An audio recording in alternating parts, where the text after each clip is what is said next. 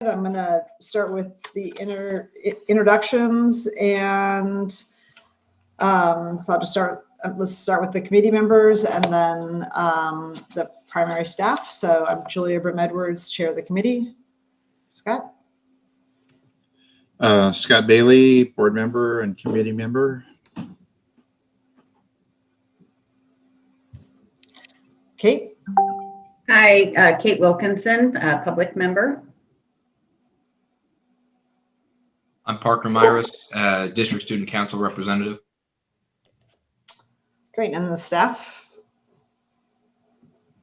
Kara Bradshaw, executive assistant to the board. Mary Catherine Moore, internal performance auditor. Janice Hansen, internal performance auditor. Claire Hertz, deputy superintendent.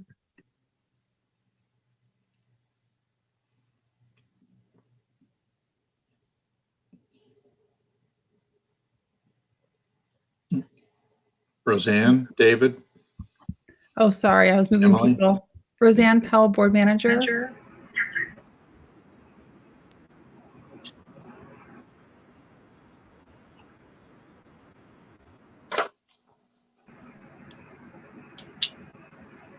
And looks like I've entered the, sorry about this, I'm not used to it working this way. Emily Kortnich, Director of Purchasing and Contracting.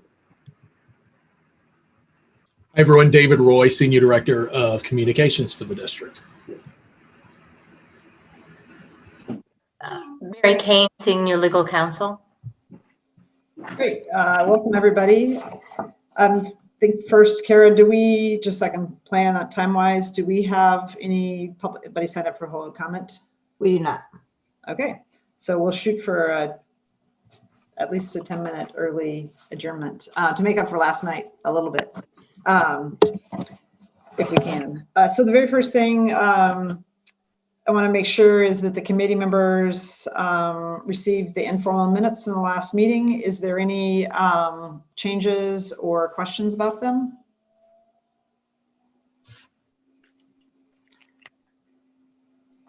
Everybody okay? Yep. Okay, and thank you, Kara, for doing those. I think they're a great historical capture of what happened at the meeting. Appreciate you putting those together. The next item on the agenda is the activity status update from the Office of the Internal Performance Auditors. I'm going to turn it over to Janice Hansen.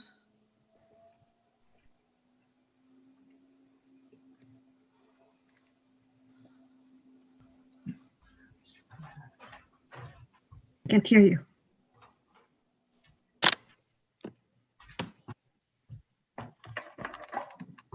Okay, so I shared my screen and I just opened the document that's in board books so I can walk you through it. First, the ACH audit report we'll be going over today in the audit committee. The next audit is the P-card audit. Field work is underway and we anticipate the audit report will be ready to present to the audit committee in the April meeting. The next audit will be the Student Body Activity Fund audit.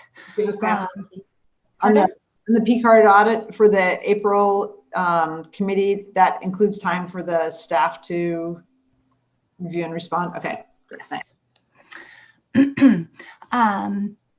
The Student Body Activity Funds audit is our next audit, and we're planning to get started on that in mid-February. And the hardship transfer audit got approved last night, late in the evening by the board. So that has now officially been approved. So it is on our list. And then the last one is the health and safety checks audit. Again, this one is only going to be done if students begin to attend in-person classes during the school year. Sounds like there's some progress towards that based off discussion last night in the board meeting. So if we are able to do so, we'd be happy to do those checks if that ends up being the case. So just a question about that. And this is, I think, a question both for the auditors and for the Deputy Superintendent of Business and Operations. If we have a limited in-person instruction, would that be a case where we would do these health and safety checks just as a sort of dipstick into our processes and procedures, or would we wait until there's a broader reopening? So Lippy will be a smaller number of students. It's certainly a time that we could do a test run, so that we could learn from. But if you're really wanting to have a full systems test, it's really when we get to the hybrid. So there's reasons for doing it either way. So I think that we could just touch base again in a couple as we move forward with the process, and we can make a decision as to whether or not there's a want to do the check-in related to limited in-person activity, which we would be happy to do it, or if ends up wanting to wait until the full hybrid model, totally fine. Either way, we'd be happy to do these check-ins just to make sure that the district is following the protocols that they have established. So just a reminder, we will not be taking into consideration or giving an opinion as to the adequacy of the plan, or we're just looking for compliance with the plan that's already been approved by a variety of people. So it's just that compliance piece, not whether or not the plan is adequate. Right, that's a good clarification. So my preference, and I'd be interested in Director Bailey's as well, is that if we have limited in-person instruction, that we have some spot checks, I think, to sort of practice the what that test run might look like, but also I think to sort of build some confidence into the systems for our staff. I know, Director Bailey, if you have a... Absolutely feel the same way. Awesome. What I will do is reach out to district administration to gain a better understanding of when that limited in-person is going to take place. And I will send the audit committee an email once I've had that meeting to give you an idea of when you could anticipate that we will do a spot check. So right now it's the health metrics that are keeping us from doing that. But we do know that the updated metrics are coming from the state. So it won't be time now because we haven't started, but we're hoping that it will come soon.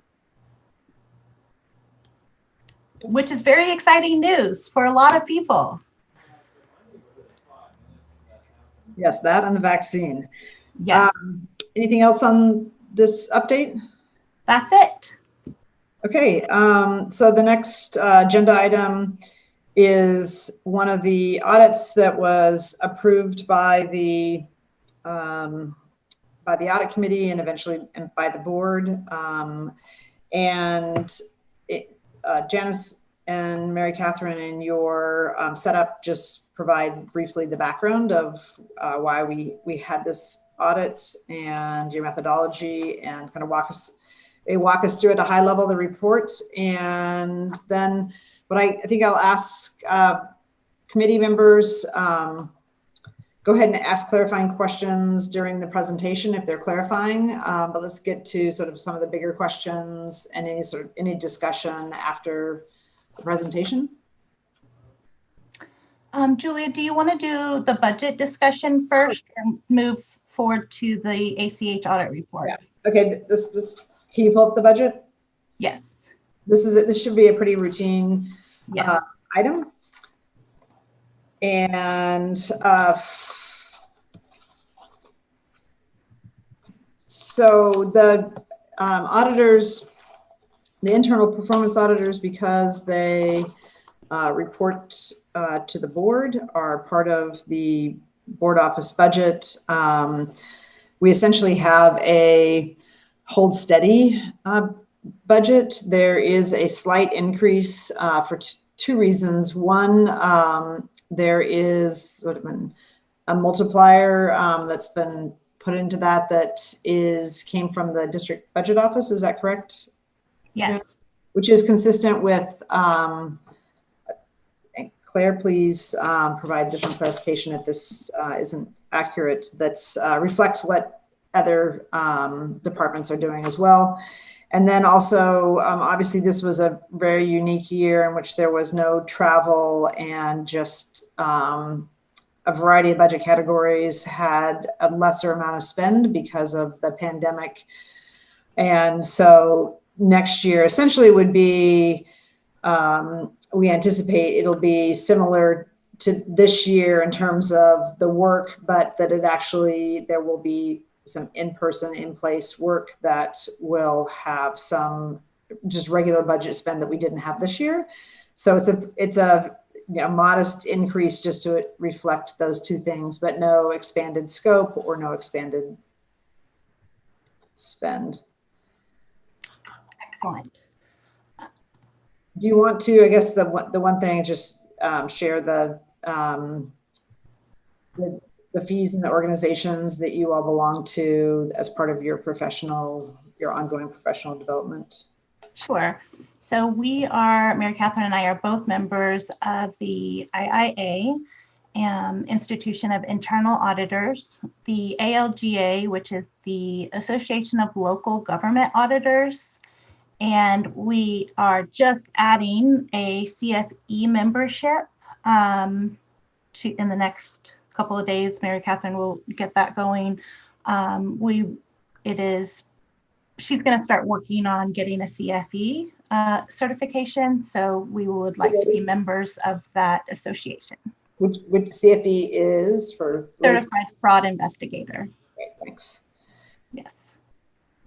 Any questions by any of the committee members?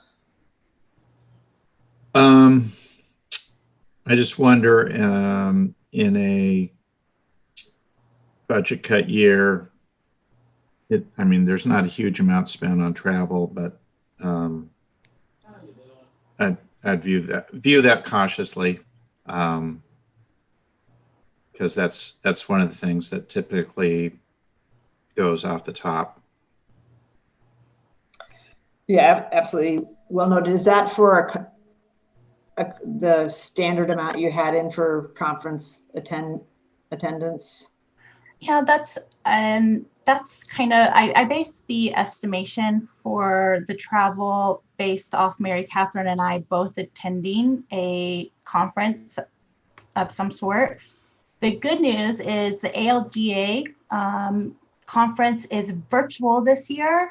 And so they are going to be putting out their agenda for the conference in February, so next month.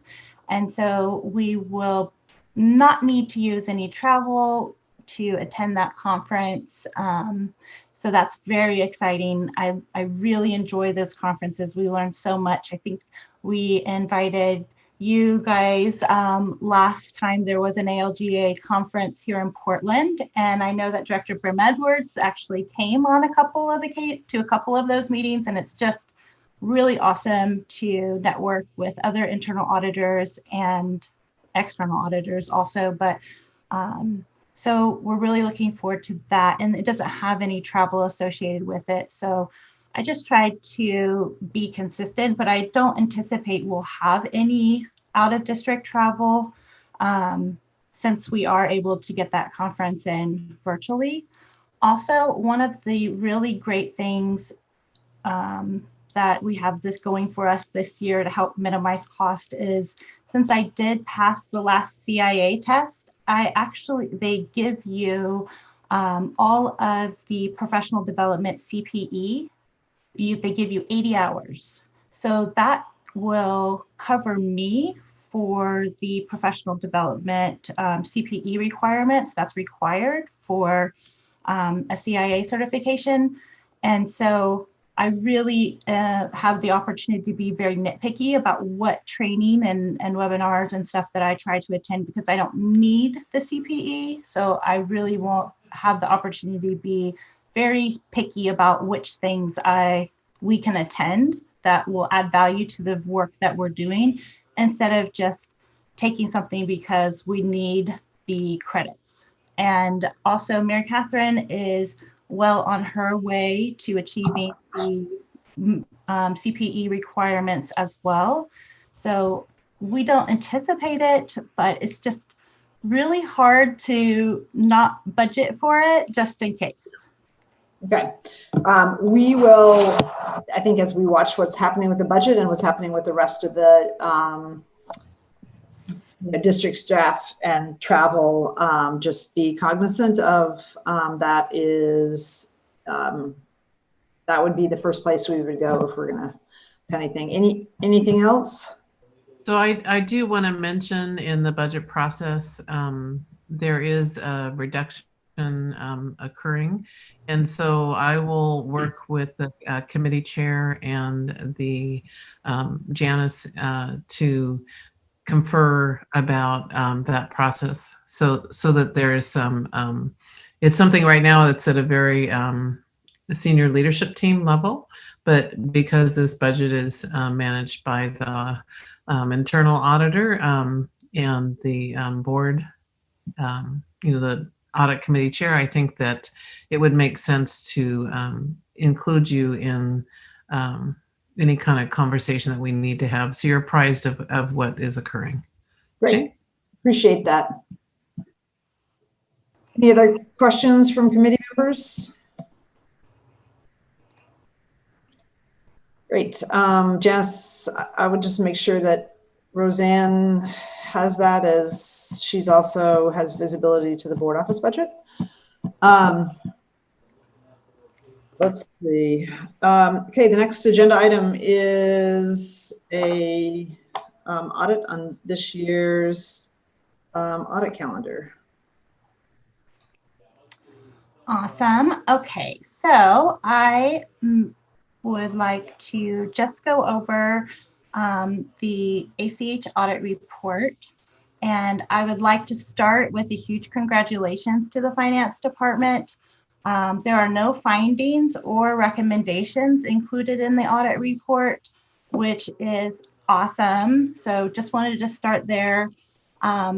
Next, I would draw your attention to page 5 and the background information right here. So just a high level overview of what the ACH, what is ACH? So basically it's the Automated Clearinghouse Network. It's an electronic funds transfer process between bank accounts. And it essentially acts as a financial hub to help people and organizations move money from one bank to another. And it consists of direct deposits as well as direct payments. The district utilizes the ACH network to process approximately 269 million and 353 million in payments over the 18-19 and 19-20 fiscal years, respectively. So back in August of 2019, the district experienced a fraudulent transaction attempt through the ACH payment method. Luckily, due to the fast-acting work of our partners at our banking institution, we were able to recover all of the funds, and so that is really great news. As a result of the fraudulent attempt, the district took quite a few actions. I listed some of them there that were done by the finance department, but the full memo of the actions, summary of actions that the district took is in the appendix. Additionally, in addition to all those actions that the district took, Deputy Superintendent Claire Hertz requested our office perform the ACH payment method audit. It was reviewed by the audit committee and approved by the board. So the next thing that I wanted to bring to your attention is on page 5, and it is the last paragraph right here that has the audit objective. The audit objective of the ACH payment method audit was to determine whether internal controls over the district's ACH payment process follow best practice in design and are working effectively and efficiently to mitigate potential fraud and safeguard district funds. So, unlike other audits, this was a very narrow scoped audit, which I love to do, and just really straightforward of internal controls related to this ACH payment method. The next section that I would like to draw your attention to is on page 3. Like this third to the bottom paragraph. I'm not sure if you guys are following along on your own screen or looking at mine, but this one, the third to the bottom paragraph on page 3, I just want to go over this. It's a little bit complicated, but due to the fraudulent transaction attempt, the district suspended enrolling new vendors in the ACH payment program. The district also suspended making changes in the vendor payment account information that participate in the ACH payment program. And if there was a change to the vendor's account information, then what the district did is just removed that vendor from the ACH payment program and has made subsequent payments to that vendor via check until further notice. As of the end of our fieldwork around November of this 2020, it's not this year anymore, it's last year, the district had not restarted the ACH payment program as of then. As a result, we were able to review the internal controls related to setting up new vendors to the ACH program, and also the internal controls and processes and procedures related to changing account information for those who are already enrolled. However, we weren't able to test those controls because the district has not resumed that process at the time of our fieldwork. I did talk to, had a meeting yesterday with the finance department and also with Claire, and they did let me know that they have subsequently started the process back, and they anticipate they will be ready. There will be sufficient transactions for us to actually test by April or May. So stay tuned, really excited about that. The next item that I wanted to bring your attention to is actually on page 6. Yes. Can I just clarify? Just want to make sure. So because of the 2 changes, I just want to make sure, if you were a new vendor with the district, you say you got a new contract subsequent to that fraudulent transaction attempt. If you were a new vendor, you just automatically got a check. Is that correct?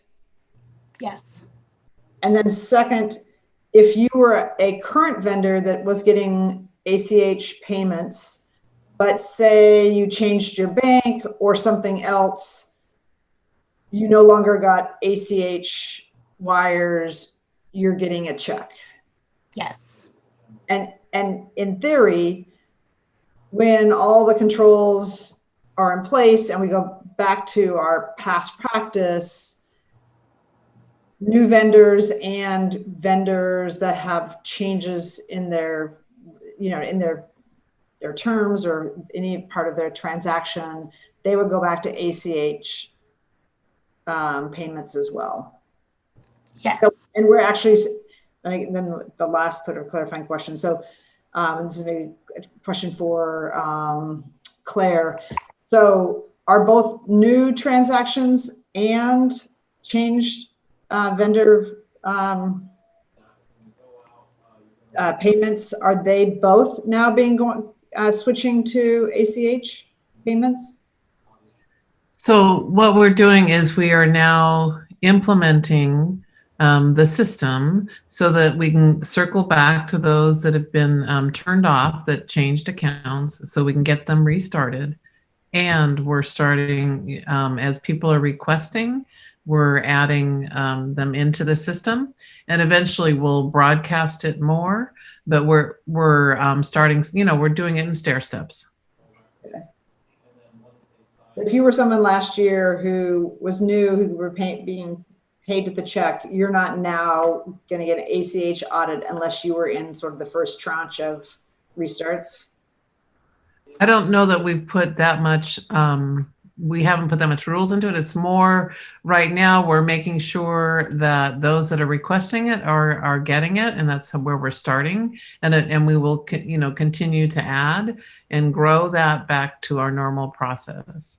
So it's like stair steps along the way, and it's not where we're making rules about it. We're just not saying, we're not putting out a big notification to all of our vendors saying, come on down, because we really want to be thoughtful about how we're contacting and confirming our vendors.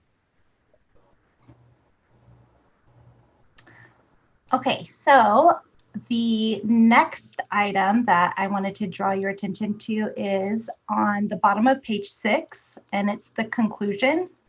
So based on the results of the audit, overall, we found the district's internal controls over ACH payment follow best practice and design, and appear to be working efficiently and effectively to mitigate potential fraud and safeguard district funds.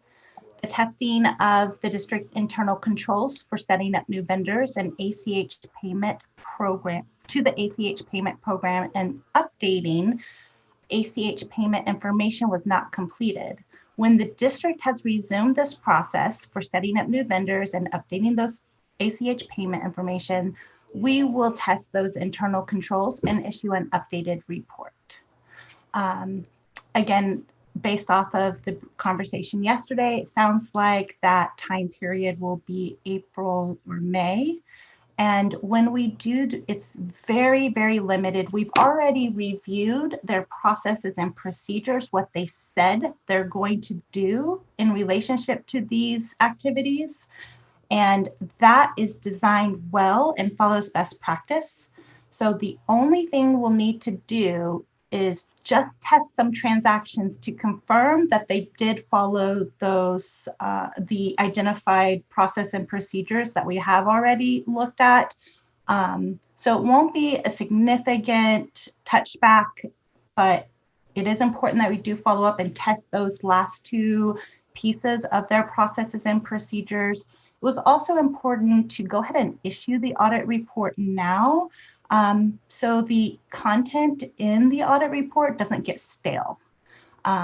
So it's not a big deal to issue an update, but we just wanted to get this out because we're really done with it, other than just those two testing. I do have a couple of other notes. Let me end by again congratulating the finance department and thanking them for working with us. You know, they also, while we were doing this audit, they also had the financial statement audit going on at the same time.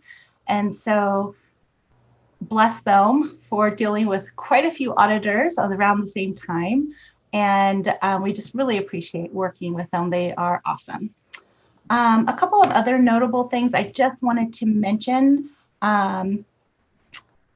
When I was talking to Director Bailey earlier today about the report, he asked me a question about how many transactions were ACH. And so I did have an opportunity to look it up beforehand. And so what we were chatting about is where in here in the report where I said the dollar amount, he was wondering how many transactions that equated to. So for the 18-19 year, it was approximately 11,943 transactions. And then for the 19-20, it was approximately 10,661 transactions. Also, I wanted to just mention that this report is intentionally light on details. It is really important that we don't put too much information about our exact processes and procedures in the audit report, just in case there are some bad actors that want to gain a better understanding of our processes and procedures so they can better work the system to, commit some sort of fraudulent attempt. So that is why you have a very brief audit report, specifically in relationship to some of the testing that we did. But so just FYI, it's intentionally light on a lot of this very specifics. And the last thing I wanted to mention is in discussions with Claire yesterday, we kind of talked about potentially removing the district's bank from my report. I did say who the district banks with in this report, but just to kind of make sure that we're not giving away any hints, I probably will go back and edit the name of the bank and change it to financial institution. And that way it's just safeguarding in all the ways we can possibly think of to help prevent anybody from getting information that would help them do some sort of fraud. Okay, well, that's everything that I wanted to go over with you guys. Are there any questions? Kate or Scott? No, not for me. I had looked at this and asked a question yesterday, and I'm good. Jackson? Parker? No, we also had a conversation about this, so all my questions have already been taken care of. Disappointed. I thought you'd find something and we'd end up seeing Claire marched out in handcuffs, but you know, there you go. No yachts, no new sports cars. No, but we have the P card audit that's going, and we're looking for sports cars just in case, specifically. Jackson, do you have any questions?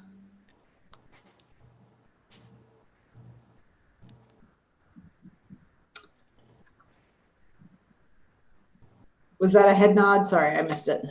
No, I'm good. Thank you. Okay. I had a couple, and they relate to, thank you for the audit, and congratulations to the staff. I'm glad we've got a strong set of procedures in place. I am interested in a better understanding, and if it's sensitive information, we can take it offline, but a better understanding of when we expect to be fully back into the stepping in or the stair steps, when we'll be fully back into it. Just so I can make a note for when we close out the audit. So we spoke yesterday as a team, a finance team, with the exit interview, and did determine that we would have enough transactions going through for Janice to return in April or May to close out the audit. So I don't know if that's what you're looking for. I guess it's part of what I'm looking for, because that sounds like there would be a valid representation, but I also would be interested when the district will have fully transit. It will depend on the vendors. We're going to go through a process with them, and they'll have to do a registration with us and confirming information. And so we'll go through that process. So in terms of how long that takes, I don't have enough right now to know, average response time, so it'll be up, we'll work with vendors following the procedure. And our goal is to really, when you have a solid ACH procedure, and it does, checks in the mail are not always a better way to transfer funds. So in terms of ACH, it is really, we implement that in order to avoid fraud, fraud and to prevent it. So it would be, our practice is to utilize it to its fullest so that we have fewer checks floating around in the mailbox. Okay. I guess I'll just put a note in April and May to just check back in on sort of where we are overall. It sounds like we'll have a valid sample, but I want to get a sense of where we are with, just because this point in time, well, it sounds just recently, we reinstituted after a year of not doing the payments, because we can have good processes, and we now just to make sure that we run transactions through that they are validated, that they're working. The other question I had, and this is another item that I'm happy to get offline, but there was a memo to both to the audit committee of August of 2019, and also a message that went out to the staff and school communities that referenced 3 investigations. And I'd like to, and again, I'm not requesting it for at this meeting, but I'd like to get, I don't think we ever got a circle back on the results of the investigation. So would like to request that.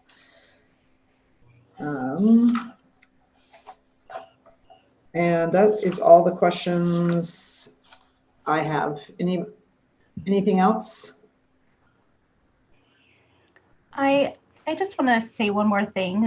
When I was doing, Mary Catherine and I were both doing research on this topic, one of the things that we found is fraud associated with ACH has become a big thing nowadays.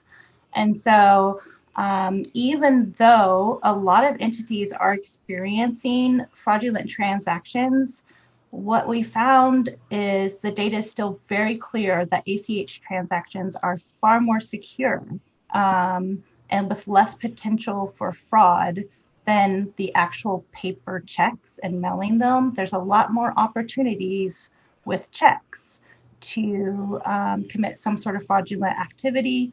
So even though we have experienced this issue, it's still by far more secure than the check process. And so resuming the practice and getting back to making the payments, I think is awesome, and hopefully will help safeguard funds, our district funds, over the long term. Thanks. Claire or Emily or Mary Kane, do you have anything you want to add or share with the committee? I just want to thank the audit committee and as well as our internal auditors for doing this audit on my request. It gives us some peace of mind that what we've put in place is, especially as we're really turning it back on and ratcheting it back up, that we're in good order as we roll it out. So thank you. Appreciate the service. Emily or Mary Kane? Okay, thank you, Claire. Anything else on this item? Okay, great. Thank you to the auditors for that service. Much appreciated it, just in terms of guarding the taxpayers' resources that go right into the classroom. The next item on our agenda is the recap of the 1920 performance evaluation process for the performance auditor, and then the 2021 template. I wish Michelle, Director DePass, were here, because I'd be able to thank her for really taking the lead in this process, given that this was a new position and in need of a new process. Michelle raised her hand and offered to lead the process, and I think she had a really solid evidence-based evaluation process that she ran that was inclusive, and it's been completed and it's been shared with the rest of the board for Kate and the students, because the auditor reports to the board. We had just with the board versus with student and community members. But I want to just, again, I want to give credit to Director DePass for doing a really great job this year that sets us up, I think, very easily for, well, that was for 1920, but also for 2021. So Janice already has 2021 goals in the template. So we have an established template now, and there's 2021 goals in them. So we're into a very regular process of setting goals and then evaluating them. And as everybody remembers, last meeting, we had a discussion about general goals for the office of the internal performance auditor. So hopefully we'll start getting a set of data that is useful just in terms of sort of performance management and sort of setting expectations and goals for the office. I distributed to the board members on the committee the template for the 2021. So I guess, Scott, you'd be the only person. Just any questions you have about the template or? No, it seemed pretty straightforward. And I really appreciated Michelle's work on that. Anybody else? Janice, anything to add? No, I also just want to say thank you to Director DePass. I really appreciate how much time she took to spend with me to really go over each of the key responsibilities and what does that mean and how it is I fulfilled them. And I just really appreciate that type of attention. It was really meaningful. And so I really appreciate that. And also, she's so supportive in reference to setting goals. And I just really, it's not always an opportunity. That's not always the case in performance evaluation situations. So I just really wanted to thank her for all the time she spent with me to get it completed. Great. And unless she objects, I'm going to ask her to lead the process again.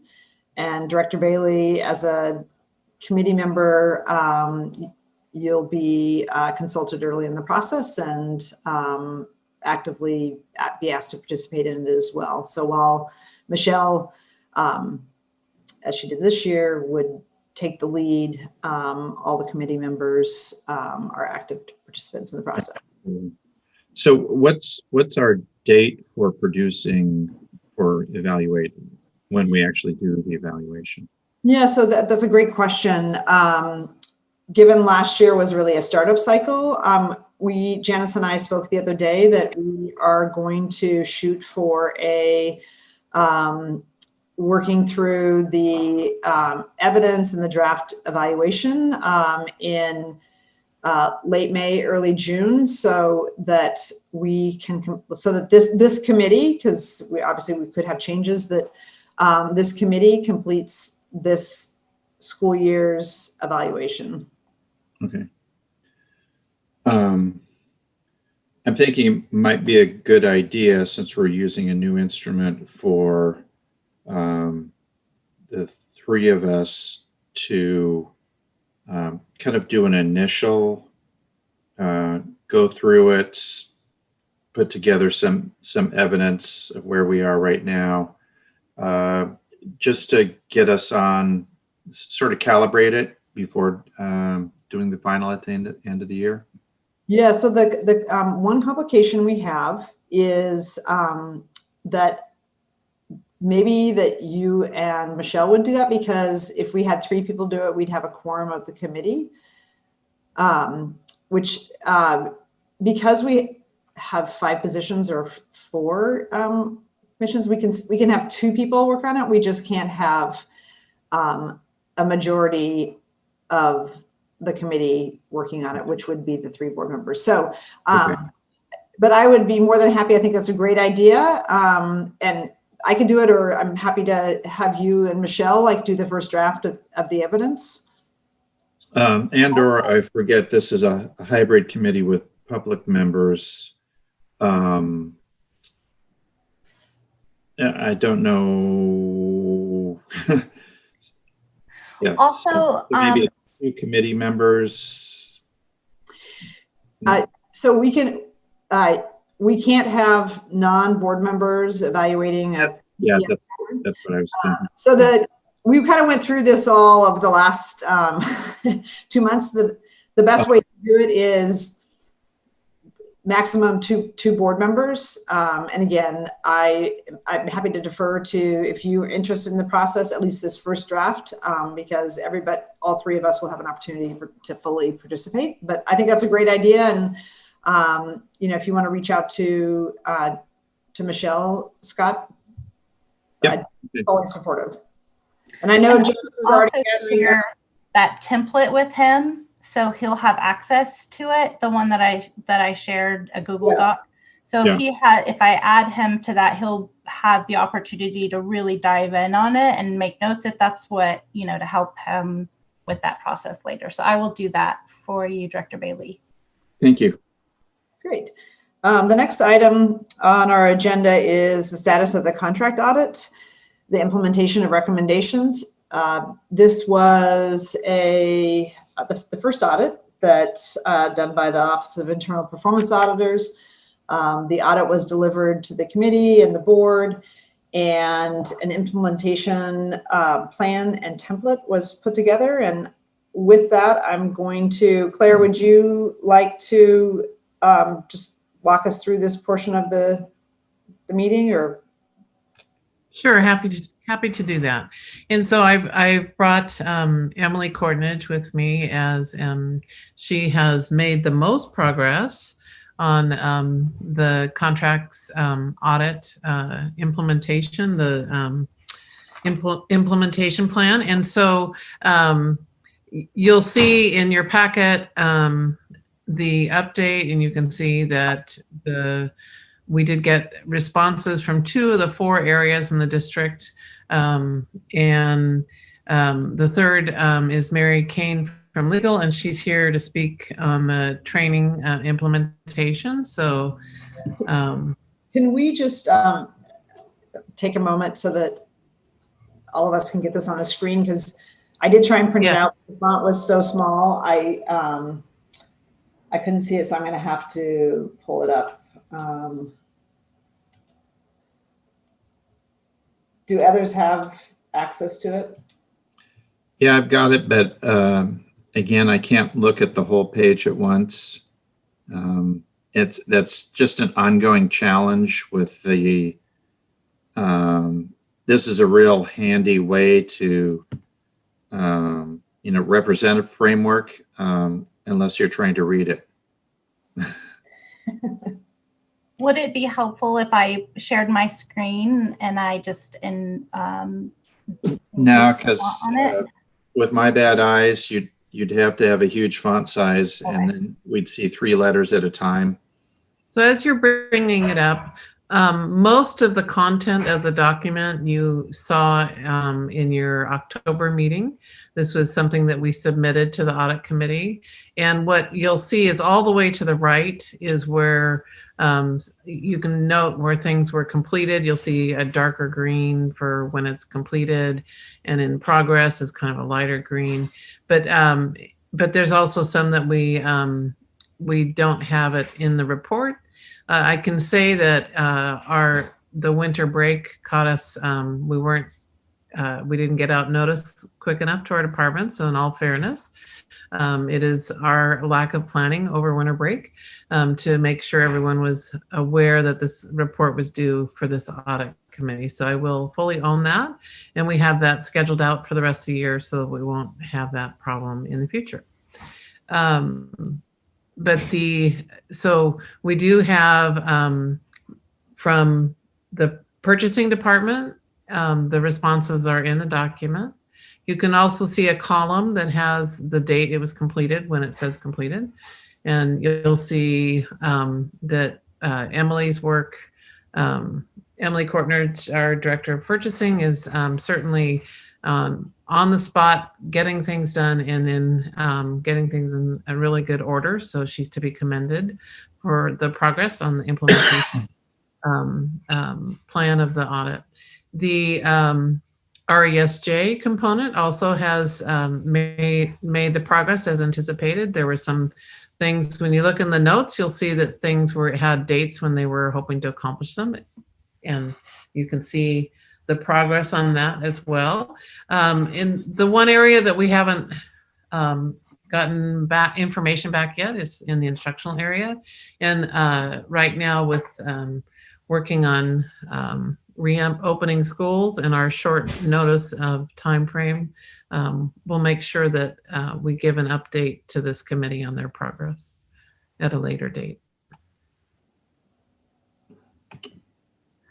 So with that, I wonder if you guys have the items, if you have the report open, if we might start with Emily giving an update on her progress and on the implementation of the implementation plan for the audit, contracts audit. I've got my own. Does everybody else have access to it?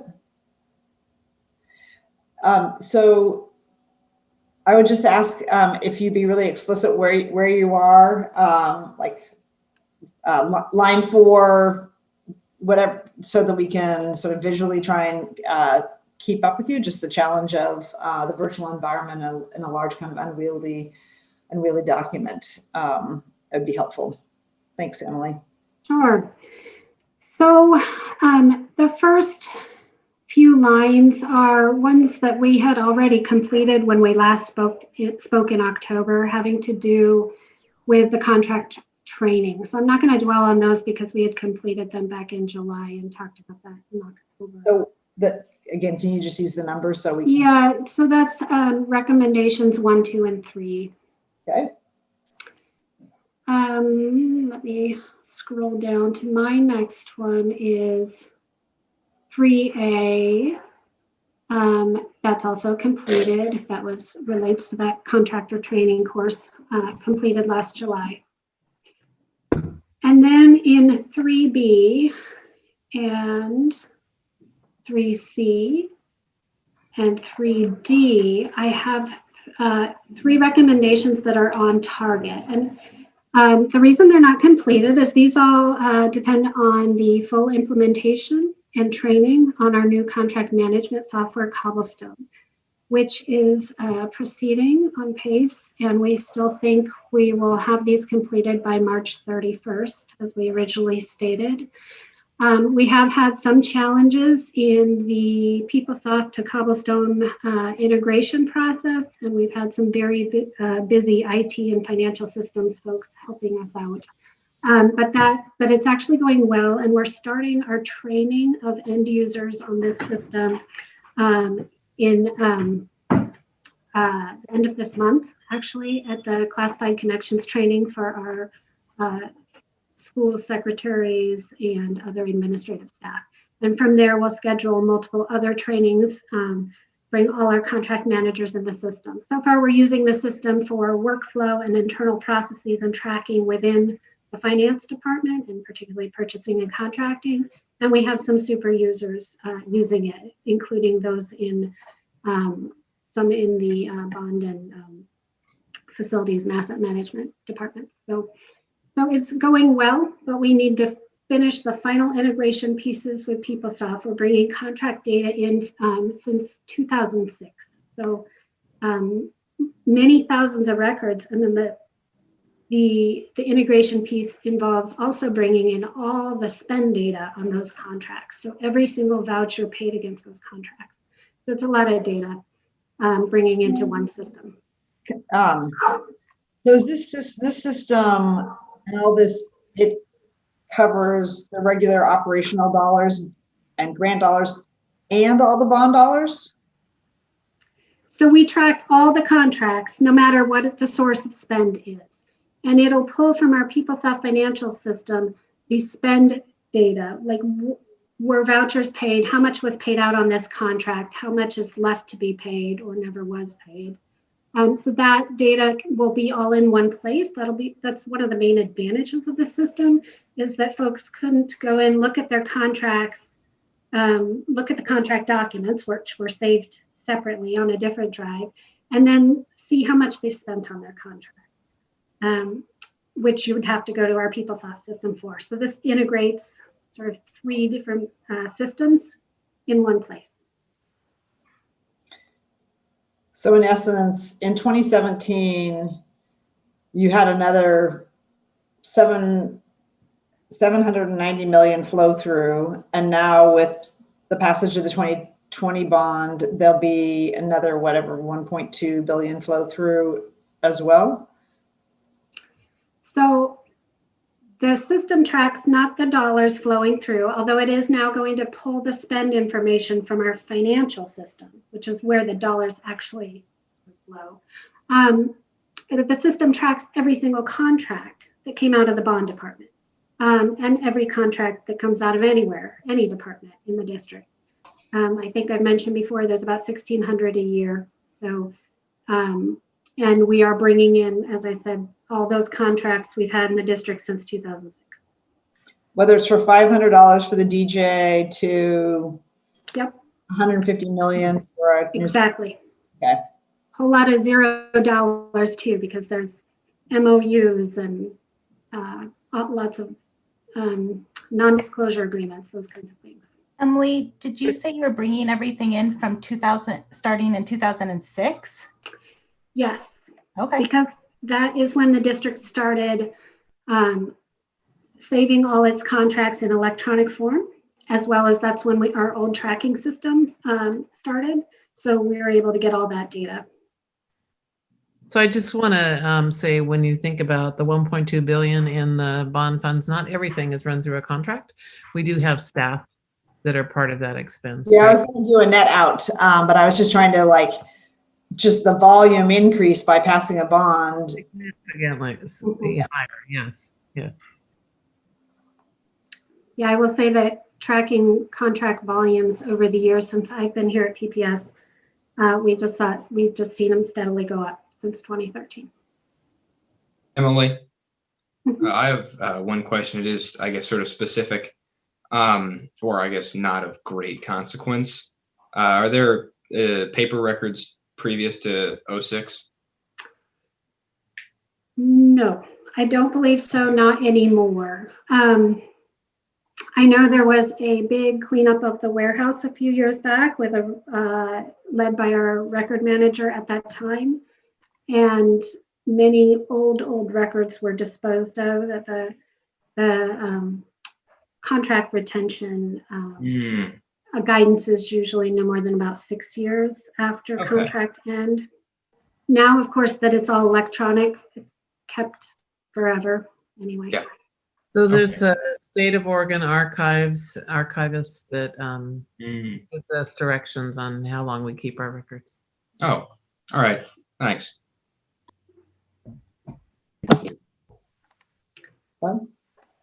Okay, and then let's see, proceeding down again through.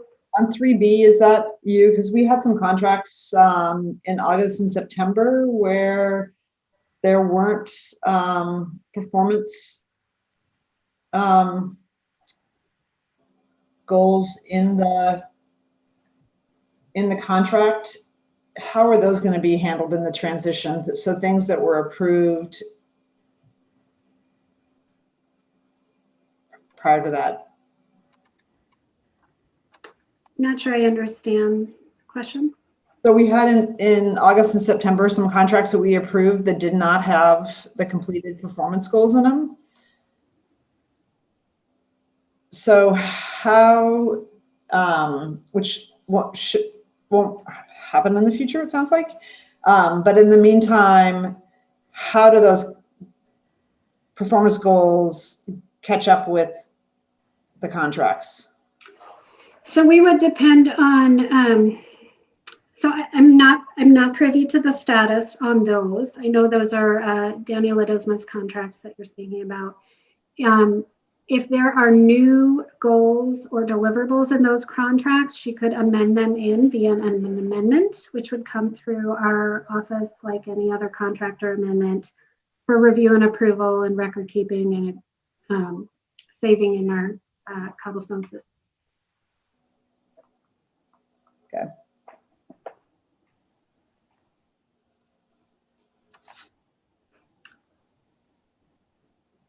So if we're ready to keep moving downwards, so I think I talked about the threes, and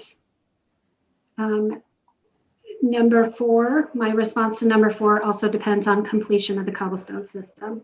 So anywhere where I was referencing what we're doing with cobblestone and the capabilities there, we are still on target for a March 31st date. And then I believe the remainder, or most of the remainder of my portions, oh, sorry, I got ahead of myself. So number 4 relates to the contract training course. And again, we completed that in July 1st of last year. So that's complete. 4C again relates to cobblestone, and we're on track for March 31st. And 6 relates to the contractor training requirement. And I asked Mary to also attend this meeting because that's something that we've worked on at length together. And I think she can best speak to current status. We've had an ongoing group that has met to tackle this issue. And so most of the rest of my responses in here relate to that contractor training. Let me just see if I'm missing something else. I mean, I can skip ahead to the end and say 16A are completed and were completed as July 1st. Again, that's the training course. So I wonder if I might ask Mary to speak about current status on the contractor training requirement and our implementation. I'd be happy to. As Emily mentioned. Mary, I'm sorry, can you follow the same practice of link whatever you're saying to what reference what absolutely what so I can start numbers. I can start with 5 to say that I did prepare a memo outlining some of the challenges we had in this final phase of creating a training protocol for contractors. But since that time, we have received, and in it, we were going to be asking direction from the full board about the looking at what contractors we were talking about and what requirements we would make of all of our contractors. I think in the work that Emily and I, along with a number of people from different departments, have grappled with is the sheer number of contractors who work for the district, sometimes for 2 hours in a class, at a school assembly, sometimes people who are even out of state who are providing contracted services to us. And so we have been trying to develop a kind of a tiered system. We have much of it in place, but we were stymied by this, by some of the contractors who have no contact with or minimal incidental contact with students. We now have direction from, we're waiting for final direction from the board in terms of the amendments to the professional conduct policy. Once that goes forward, we have another team meeting at the end of this month. And with that information, I think we can finalize the remainder of the contracting protocols. So that is my update. So I'm sorry, the professional conduct changes, are those the ones that we first read last night? Yes. Okay.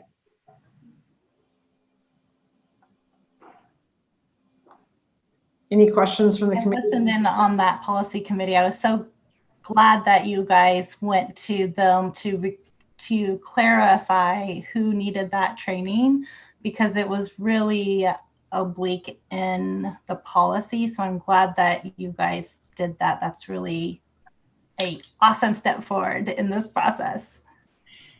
And with that direction, we feel confident. I think Emily and I feel confident we will have deliverables for you in very short order. And in fact, we have already included the training requirements in our very extensive student contact contracts already because it was that important, and there are obviously ones where it would apply. So again, all of Danny Ledesma's contracts already have those training requirements. Correct. And a few others that involve substantive and ongoing contact with students.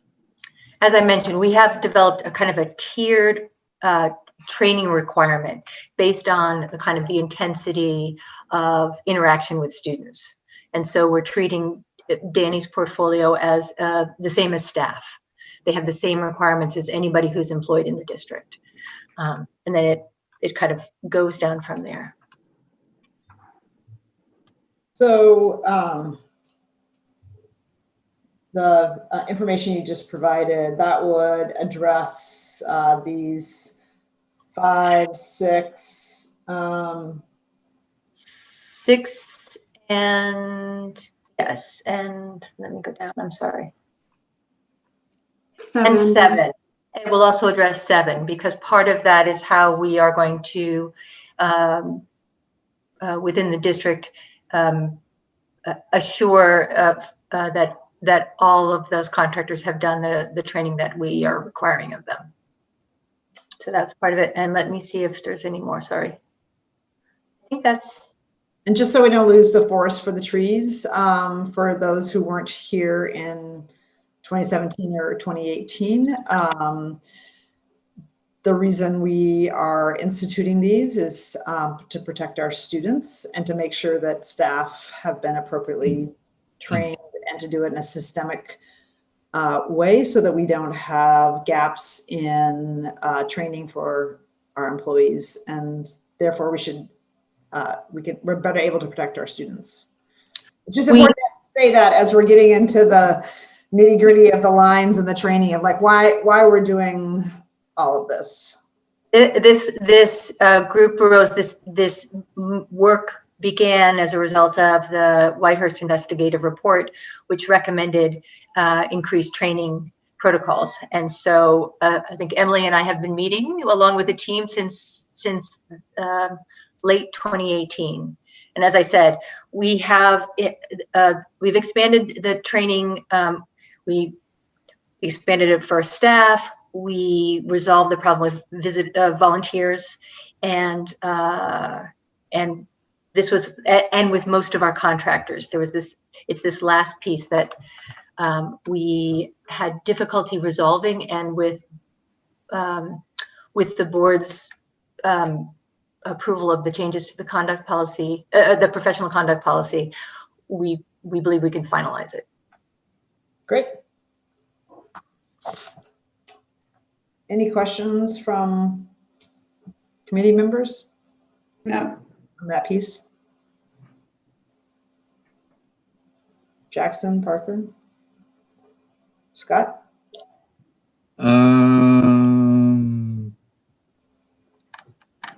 So there are a couple that, besides the instructional part, that don't have a, it's not clear what's happened. Clear to me if they're in process or. So that's something that I'll need to still gather from the instructional and bring back to the Okay, audit. yeah, but besides them, what numbers are you referencing? I'm looking, for example, at number 14, and it looks like 15 was, we're not really ready to take this on.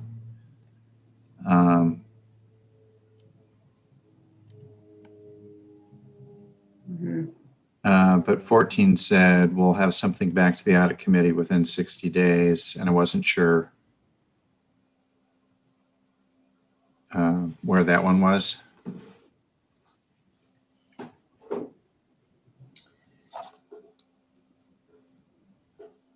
So these last ones that don't have a status report yet. it would be great to fill in. And I have to say, because the font was so small and I couldn't figure out a way to print it out, I just will put the disclaimer that I haven't had a chance to read all of it. I gave it a high level overview, but I couldn't print it out, so it just had some challenges. So I just want to leave the caveat that I may come back later because I haven't had a chance to fully read through all this. And we are scheduled to bring this back again to the audit committee. We'll make sure that we give the departments enough lead time to complete their update. Sounds good. Yeah, and I love the format because like knowing like who the staff person is, where it is. I mean, it's super helpful, and I like the status bars and the colors. So I think just a bigger font. Just a bigger font. Yeah. Or I need just a bigger printer. So are there any other questions or anything, Claire, you want to add as sort of the owner of I think that there's been a lot of great work and progress done. I really appreciate also the Emily's work, legal's work, Danny Ledesma's work in the racial equity, the social justice contracts with our community-based organizations and the RFP process, and working with our system performance staff to create those metrics. So, I mean, we are really coming together as a district in in our cross-functional work in terms of across departments, and this is showing great improvements. So thank you. Yeah, thanks, Mary, and thanks, Emily. Thank you. So I just wanted to add that Jackson was able to review all of it, even the small print, and sent me a list of questions. And I kind of glancing through them. Some of them are clarification questions that I can actually follow up with him on. And so I'll do that and go through that with him, and then perhaps forward along the remaining questions so you'll be prepared for next time. But I also encourage Jackson to voice his questions if he wants to. Yeah, I forgot to CC you on them. It was from the last time we discussed this previously in the year. So they're not any new questions, and they actually, like, some of them actually got answered from just this meeting and previous meeting as well. Great, that's what we like to have happen. So thanks for your diligence, Jackson and Parker, and going through the materials. I think we've got a better product with lots of sets of eyes on it. And the next time this is scheduled on our overall committee work plan to come back to the committee in, is it April or May? Okay. If I were a betting woman, it would be April, but I probably need to confirm that. Okay, we've got it on our work plan, so we'll come back again. But thanks to everybody for the work putting that all together. So, thank you, Janice and Mary Catherine, for the original work on the audit. So we're going to close out that item. So the other business, I don't have a lot, but to note that the Secretary of State's auditors are undertaking their review of our implementation. So that's ongoing. And I don't know, Claire, if you have any sort of update from a staff level on that. I haven't heard anything back from them.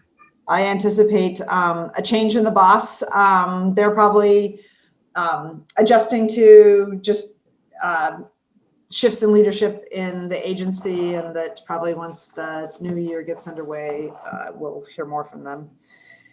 And then we still have an open position on the committee, and I am going to be inspired and driven by the BAC's, the Bond Accountabilities Committee work in soliciting a broader and more diverse candidate pool. Not that we haven't had good applicants for this current open position, but really to try and continue to diversify. It's a little bit harder for this committee than it is for the Bond Accountability Committee, because we only have one slot versus they had 3 or 4 and have done a great job. And again, kudos to Michelle for leading that work.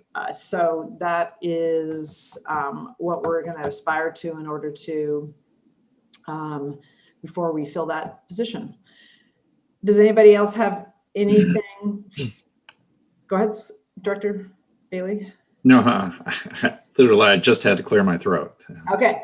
Well, you could have the floor if you'd like. There we go.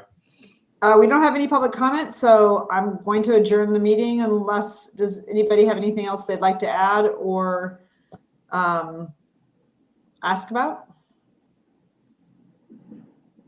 Okay. If not, oh, go ahead, Parker. Okay.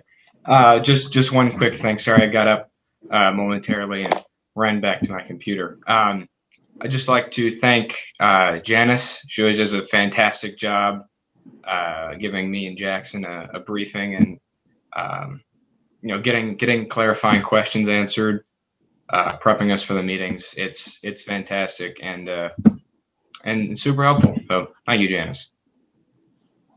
Great, thanks, Parker, for adding that. I really appreciate you recognizing staff, getting us all prepared to be active and informed participants in the process. Great, and so we'll adjourn at 5:50, and thank you everybody for your time today and your work on behalf of the Audit Committee. Thank you.